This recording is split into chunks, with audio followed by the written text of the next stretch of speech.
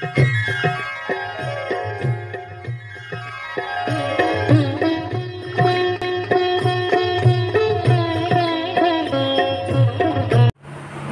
मित्रांनो, स्वागत आहे तुमचं आपल्या यूट्यूब चॅनलमध्ये ज्याचं नाव आहे संस्कार।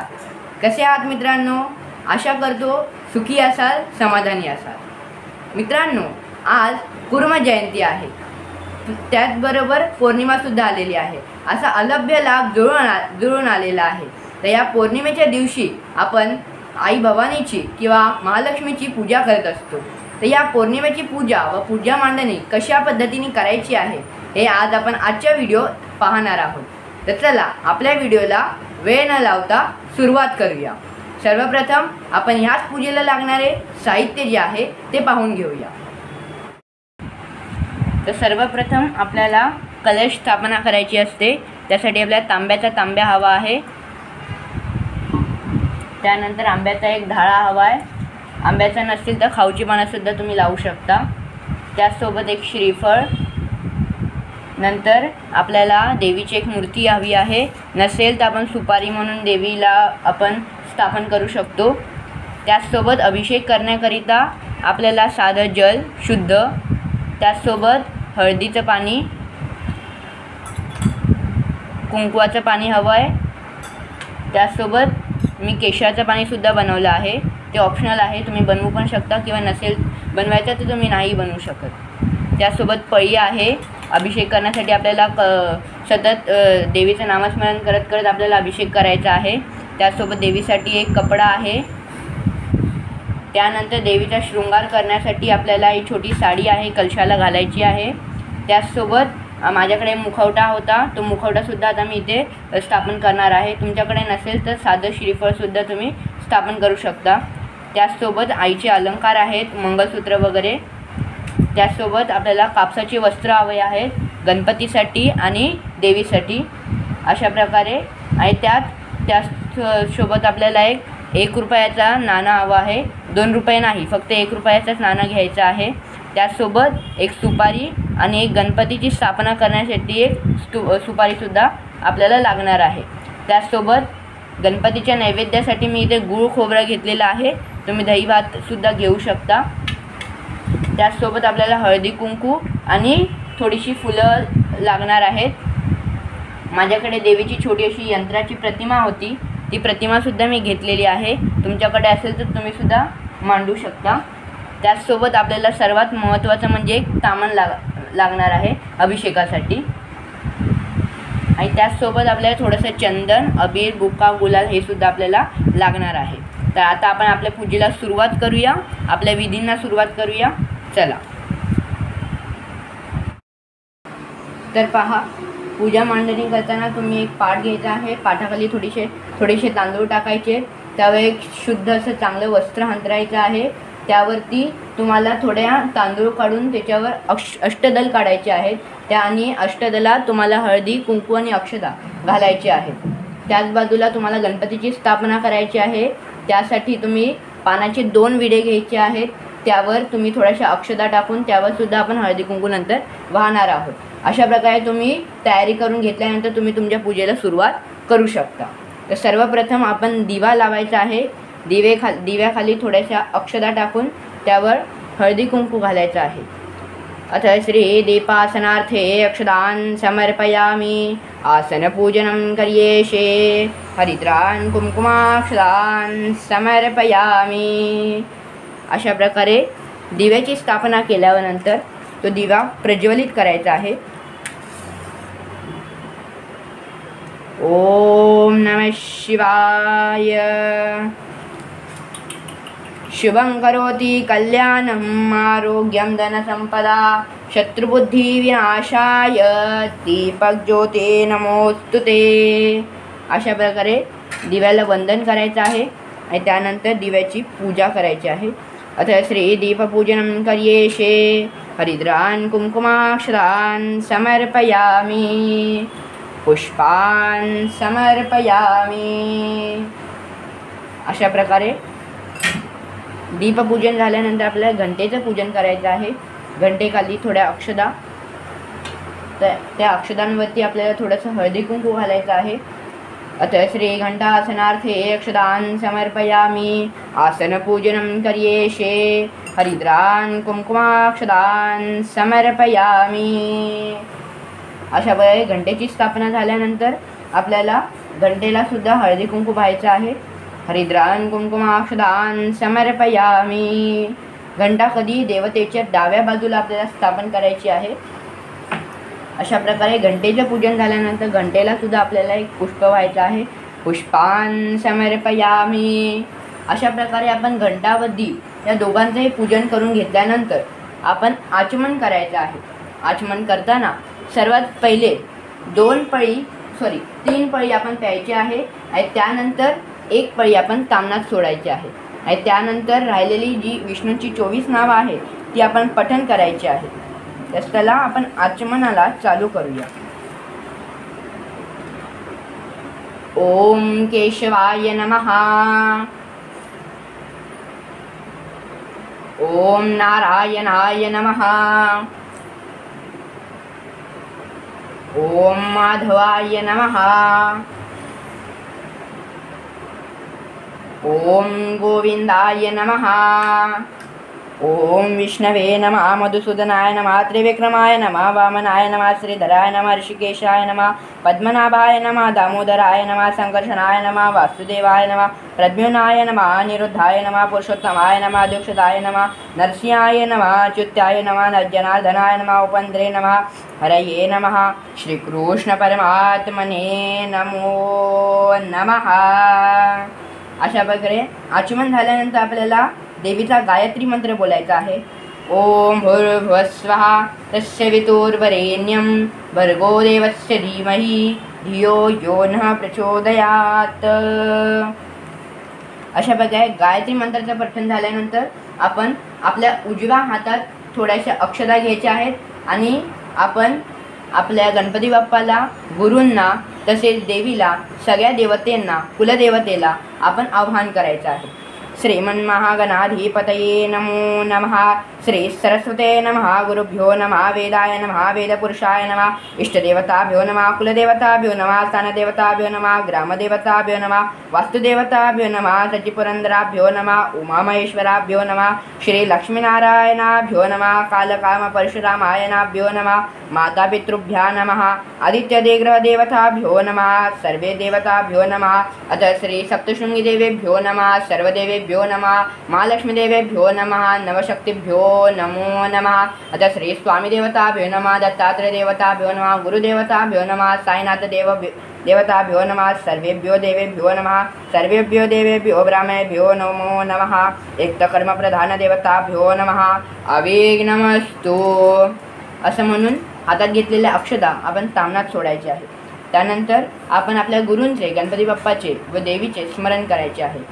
वक्रतुंड महाकाय सूर्यकोटि समप्रभ निर्विघ्नं कुरु मे देव सर्वकार्येषु सर्वदा। ओम श्री ज्योतिर्लिंगाय नमो नमः।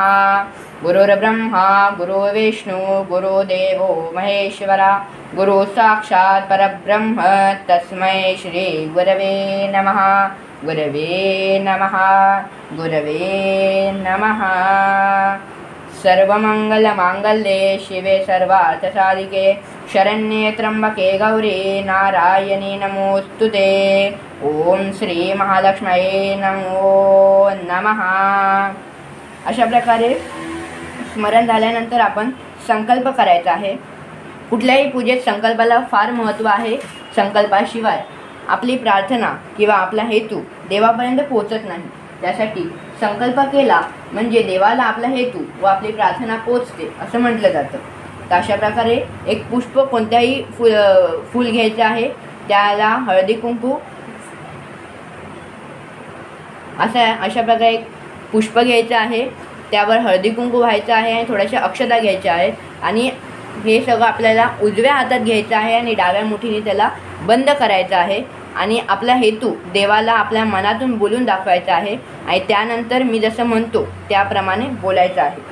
मम आत्मनाः श्रुतिस्मृती पुराणोक्त फलप्राप्त्यर्थम अस्माकं सर्वाशं सह कुटुंबानां क्षेम स्थैर्य विजय अभय आयुरारोग्य ऐश्वर्य विवृत्त्यार्थ दीपच्च तुष्य हिताना शांतार्थ्यम पुष्टार्थ्यम तुष्टार्थ्यम समस्तमंगलवाप्यर्थ्यम समस्याभ्यात्युत्यंच इष्टकामनासिद्ध्यर्थ कल्पनोक्तफलप्राप्त्यर्थम इति श्री महालक्ष्मीदेवी कृपाप्रीत्यर्थे श्री पौर्णिमा बुद्धपौर्णिमा तथा श्री कूर्म जयंती निमित्ते श्री महालक्ष्मी तथा पौर्णिमा पूजा अहम करिष्ये असं म्हणून आपण डाव्या पायीने उजव्या पायीत पाणी ओतून तो संकल्प तामणात सोडायचा आहे.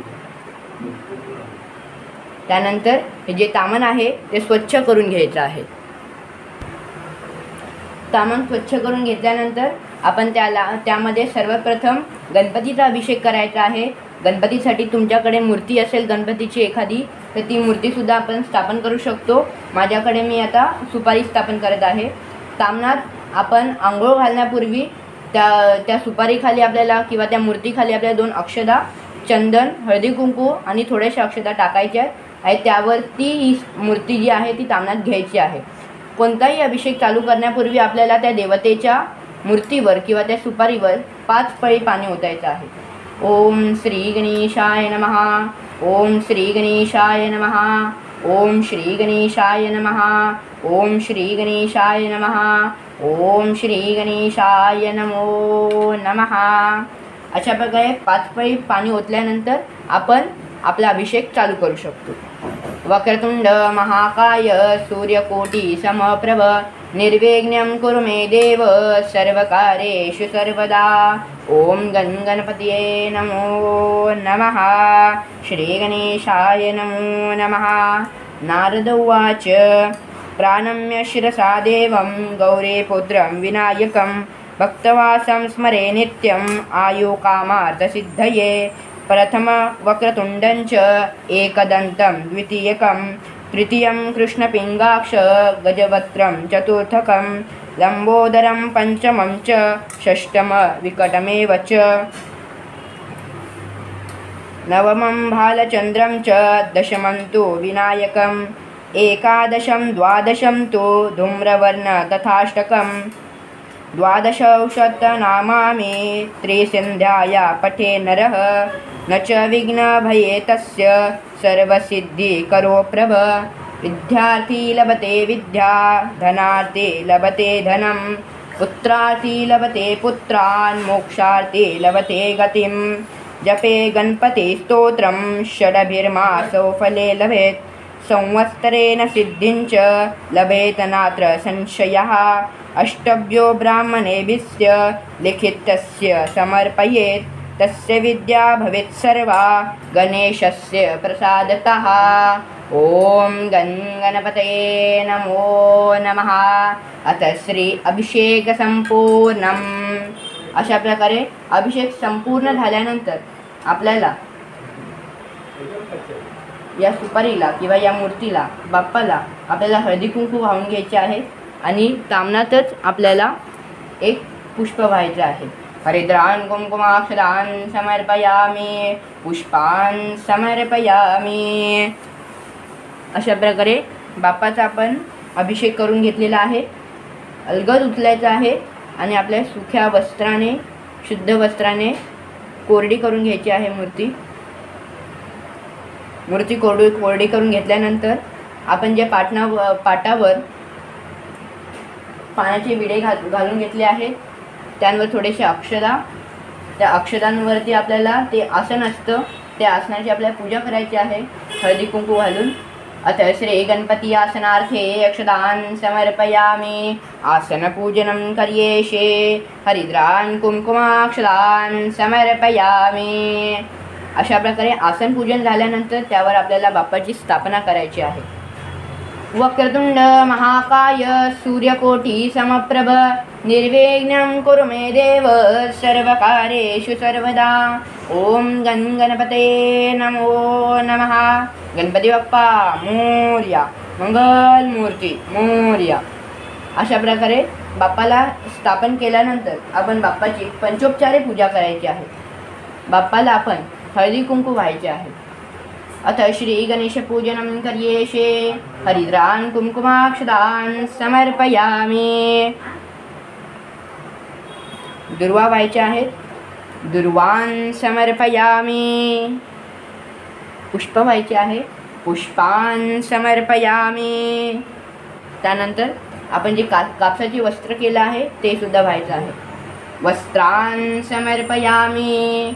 प्रार्थनापूर्वक नमस्कारं करोमि। त्यानंतर आपण जो गुळ खोबऱ्याचा नैवेद्य बनवला आहे तो सुद्धा आपण देवाला अर्पण करायचा आहे। त्याखाली त्रिकोण आकाराचं मंडल काढायचं आहे आणि त्यावर आपल्याला हा नैवेद्य स्थापन करायचा आहे। चतुष्कमंडलं कृत्वा गायत्री मंत्रेण पात्रान् संप्रोक्ष्य धेन मुद्रयान् प्रदर्शयित। अशा प्रकारे नैवेद्य दाखवून घ्यायचा आणि भरवायचा सुद्धा। ओम प्राणाय स्वाहा, ओम अपानाय स्वाहा, ओम व्यानाय स्वाहा, ओम उदानाय स्वाहा, ओम समानाय स्वाहा, ओम ब्रह्मणे नमः। नैवेद्यं निवेदयामि। हस्तप्रक्षालनं समर्पयामि, मुखप्रक्षालनं समर्पयामि, करोदर्शनार्थे चन्दनं समर्पयामि, प्रार्थनापूर्वक नमस्कारं करोमि। अशा प्रकारे या ठिकाणी आपण बाप्पाची पंचोपचारे पूजा समाप्त केली आहे। आता आपल्याला कलश स्थापना करायची आहे, जी या पूजेत सर्वात प्रथम आणि सर्व उच्च आणि सर्वात महत्त्वाचं आहे। तर आपण कलश स्थापना करून घ्यायची आहे। कलश स्थापनेसाठी आपल्याला तांब्याचा तांब्या घ्यायचा आहे। त्यावर मध्यभागी आपल्याला स्वस्तिक काढायचं आहे। त्या स्वस्तिकानंतर आपल्याला 5 रेषा खालून वरती अशा पंचमहातत्वांचं जे प्रतीक आहे ते पंचमहातत्वांचं प्रतीक म्हणून आपण या 5 रेषा खालून वरती अशा ओढायच्या आहेत। या तांब्याच्या गळ्याला आपण कलाव्याचा धागा गुंडाळायचा आहे। या कलाव्याच्या धागाचे तुम्ही 1, 3, 5, 7 अशा फेरा घालून तो कलाव्याचा धागा बांधून घेऊ शकता। त्यानंतर हा जो कलश आहे तो पूर्णपणे पाण्याने भरून घ्यायचा आहे। या पूर्ण भरलेल्या कलशामध्ये आपल्याला वेगवेगळे पदार्थ टाकायचे आहेत। सर्वप्रथम हळदी, कुंकू, अक्षदा, सुपारी, 1 रुपयाची नाणे, थोड्याशा दुर्वा आणि 1 फूल। अशा प्रकारे टाकल्यानंतर आपण हा कलश आपल्या या मंडलावर जो आपण अष्टदल कमल काढलेला आहे तांदळाने त्यावर आपण स्थापन करायचं आहे। ओम श्री महालक्ष्मये नमो नमः। अशा प्रकारे कलश स्थापन झाल्यानंतर त्यावर आपल्याला आंब्याचा ढाळ ठेवायचा आहे। आंब्याचा ढाळ भेटला नसेल तर खाऊची पानंसुद्धा तुम्ही 5 खाऊची पानं लावायची आहेत। त्यानंतर श्रीफळ स्वच्छ धुवून घ्यायचं आहे आणि तो श्रीफळसुद्धा यावर आपण स्थापन करणार आहोत।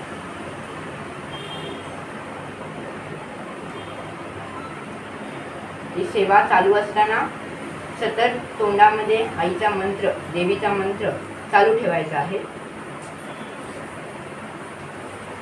ओम श्री महालक्ष्मी नमो नमः। ओम श्री महालक्ष्मी नमो नमः।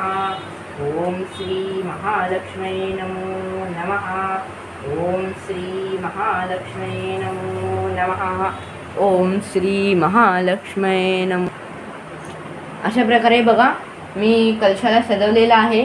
श्रीफळाला आईचा मुखवटा लावलेला आहे। आईला साडी घालून त्याच्यावर शृंगार केलेला आहे आईचा। तुमच्याकडे साडी वगैरे काही नसेल तर तुम्ही नुसतं कलशसुद्धा मांडू शकता। आता आपण या कलशाची पंचोपचारी पूजा करायची आहे। हळदी, कुंकू, अक्षदा, आपलं हे वस्त्र, कापसाचं वस्त्र आणि फूल हे पदार्थ आपल्याला देवीला अर्पण करायचे आहेत। हरिद्रान् कुंकुमाक्षदान् समर्पयामि। वस्त्रान् समर्पयामि।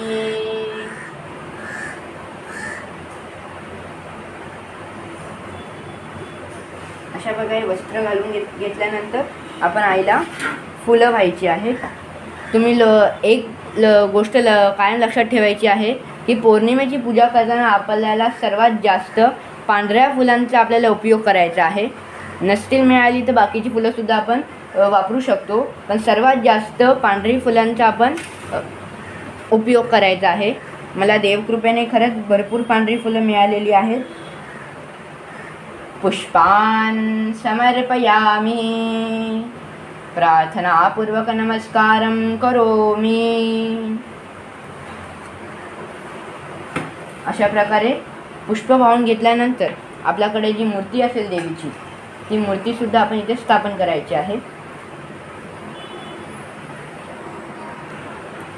अशा प्रकारे आपण महालक्ष्मीची आईची मूर्ती आपण तामणात घ्यायची आहे. जसं आपण गणपतीचा अभिषेक केला त्याचप्रमाणे आपण महालक्ष्मीचा सुद्धा अभिषेकाला सुरुवात करायची आहे. सर्वात प्रथम मूर्तीवर 5 पळी आईचं नामस्मरण करता करता अर्पण करायचे आहेत. ओम श्री महालक्ष्मी नमो नमः. ओम श्री महालक्ष्मी नमो नमः. ओम श्री महालक्ष्मी नमो नमः. ओम श्री महालक्ष्मी नमो नमः. ओम श्री महालक्ष्मी नमो नमः. अशा प्रकारे अभिषेकाची सुरुवात केल्यानंतर तुम्हाला श्री सुक्ताचं पठण करत करत आईचा अभिषेक करायचा आहे. मी तुम्हाला संपूर्ण सुक्त संपूर्ण अभिषेक मी या व्हिडिओमध्ये दाखवत नाही आहे, कारण व्हिडिओ खूप मोठा होईल. त्यासाठी मी तुम्हाला फक्त सांगतो आहे की तुम्ही आता अभिषेक करताना श्री सुक्ताचं पठण करत करत अभिषेक करायचा आहे. आता या ठिकाणी मी हळदी कुंकू आणि केशराचं पाणी याच्याने आईचा अभिषेक करणार आहे. तर तुम्हाला केशराचं पाणी तुमच्याकडे नसेल तरी तुम्ही नाही केलं तरी चालेल, पण हळदी आणि कुंकू या 2 द्रव्यांनी तुम्हाला आईचा अभिषेक करायचाच आहे. तर अशा प्रकारे आता मी अभिषेक चालू करतो.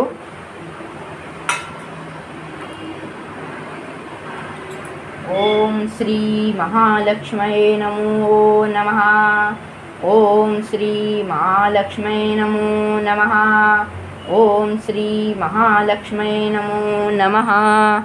ओम श्री महालक्ष्मी नमो नमः. ओम श्री महालक्ष्मी नमो नमः. ओम श्री महालक्ष्मी नमो नमः. ओम श्री महालक्ष्मी नमो नमः. ओम मित्रांनो, इथे मी माझा अभिषेक हळदी कुंकू आणि केशराच्या पाण्याने मी केलेला आहे. श्रीसूक्त पठण करत करत या ठिकाणी आपल्याला करायचा आहे अभिषेक झाल्यानंतर आपण शुद्धोदकाने म्हणजे शुद्ध पाण्याने सुद्धा परत एकदा आंघोळ घालून घ्यायची आहे. कंटिन्यू आपण देवीचं नामस्मरण करायचं आहे. ओम श्री महालक्ष्मी नमो नमः. ओम श्री महालक्ष्मी नमो नमः. ओम श्री महालक्ष्मी नमो नमः. ओम श्री महालक्ष्मी नमो नमः. अशा प्रकारे अभिषेक झाल्यानंतर तुम्ही आईवर थोडेसे पुष्प अर्पण करायचे आहेत. ओम श्री महालक्ष्मी नमो नमः. ओम श्री महालक्ष्मी नमो नमः. ओम श्री महालक्ष्मी नमो नमः. अशा प्रकारे आईवर पुष्पार्चन करायचं आहे, म्हणजे पुष्पांचा अभिषेक करायचा आहे. पुष्पांचा अभिषेक झाल्यानंतर आईची पूजा करायची आहे. हरिद्रान कुंकुमाक्षदान समर्पयामि. सर्वोपचारार्थे गंधाक्षदान संपूज्य. असं म्हणून परत थोडेसे फुलांचा फुलं आपल्याला अर्पण करायचे आहेत. अशा प्रकारे आपल्याला या ठिकाणी आपला अभिषेक पूर्ण झालेला आहे. त्यानंतर आईची जी मूर्ती आहे ती कोरडी करून घ्यायची आहे आणि त्यानंतर आपण त्याची स्थापना करायची आहे. तर पहा, आता आपण स्थापना करायची आहे. या पाटावरती मी आईची स्थापना करणार आहे. पाठाखाली थोडेसे अक्षता टाकून घ्यायचे आहेत. त्यावर एक शुद्ध वस्त्र ठेवायचं आहे आणि त्यावर आईची स्थापना करायची आहे. महालक्ष्मी माते की जय. महालक्ष्मी माते की जय. महालक्ष्मी माते की जय. कोल्हापूरच्या अंबाबाईचा उदो उदो. कोल्हापूरच्या अंबाबाईचा उदो उदो. कोल्हापूरच्या अंबाबाईचा उदो उदो. आता जयघोष करत करत आपल्याला आईची स्थापना करायची आहे. स्थापना झाल्यानंतर आपण आईची परत पंचोपचारी पूजा करायची आहे, जशी आपण कलशाची केली तशी. अथ श्री महालक्ष्मी पूजनं करिष्ये।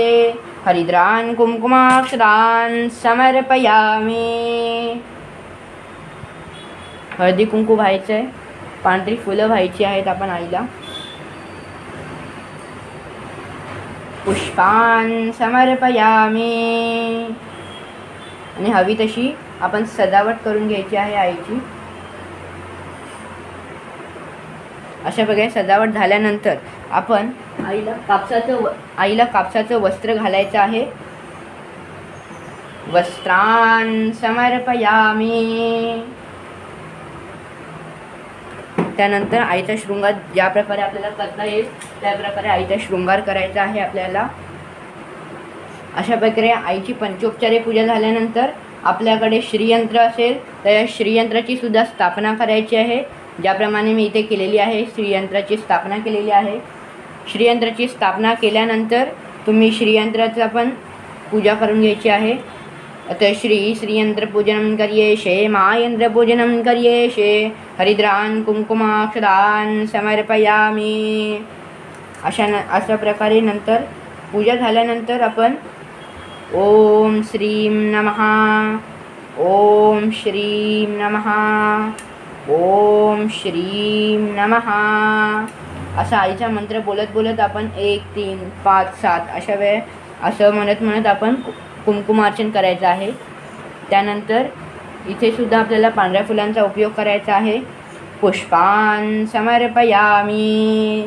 प्रार्थनापूर्वक नमस्कारं करोमि। संपूर्ण पूजेला आपण मनोभावे नमन करायचं आहे। नमन झाल्यानंतर आपला सर्वात महत्त्वाचा घटक या पूजेतला म्हणजे नैवेद्य आपल्याला देवाला दाखवून घ्यायचा आहे। तर नैवेद्यामध्ये पौर्णिमेच्या नैवेद्यामध्ये तुम्हाला नेहमी पांढरा नैवेद्य दाखवायचा आहे।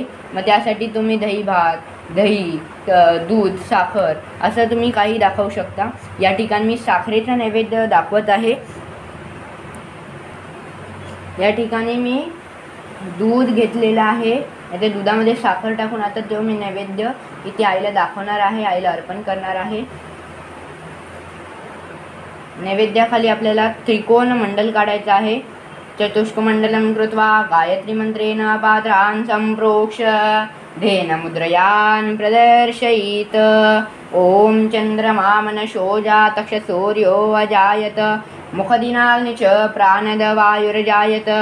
नैवेद्यं गृहतां देवभक्तिमेहाचलां कुरु विपस्तिं मे वरं देहि प्रतचपसं गतिं।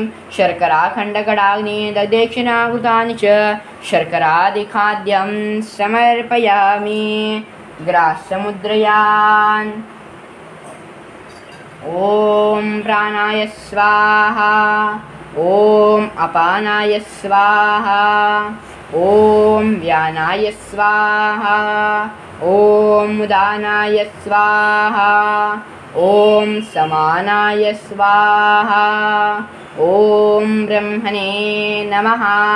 नैवेद्यमध्ये पानीयं समर्पयामि। पुनः नैवेद्यं निवेदयामि। ओम प्राणाय स्वाहा, ओम अपानाय स्वाहा, ओम व्यानाय स्वाहा, ओम उदानाय स्वाहा, ओम समानाय स्वाहा, ओम ब्रह्मणे नमः। नैवेद्यं निवेदयामि। उत्तरपोषणं समर्पयामि। हस्तप्रक्षालनं समर्पयामि।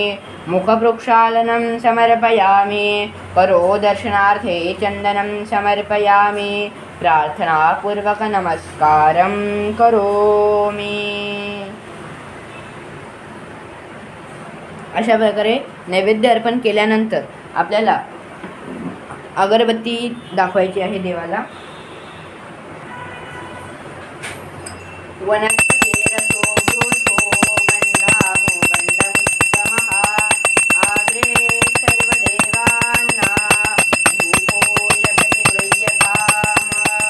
ओम श्री महाविष्णवे नमः। ओम श्री महालक्ष्म्ये नमो नमः। आता धूपं समर्पयामि। अशा प्रकारे अगरबत्ती दाखवून झाल्यानंतर आपण आईची आरती करून घ्यायची आहे। आणि आरतीनंतर आपली पूजा संपन्न झाली आहे. त्यानंतर तुम्हाला हवी तशी तुम्ही सेवा करू शकता, नामस्मरण करू शकता. तर येतो. कशी वाटली पूजा नक्की खाली कमेंट बॉक्समध्ये शेअर करा. जास्तीत जास्त लोकांना हा व्हिडिओ शेअर करा. आवडला असेल तर व्हिडिओला लाईक करा आणि जास्तीत जास्त व्हिडिओ पाहण्यासाठी आपल्या चॅनलला सबस्क्राईब करा आणि बाजूचे बेल आयकॉन प्रेस करा, म्हणजे मी बनवलेले नवनवे व्हिडिओचे नोटिफिकेशन सर्वात पहिले तुमच्यापर्यंत पोहोचतील. तर येतो. श्री अंबे. ओम नमः शिवाय.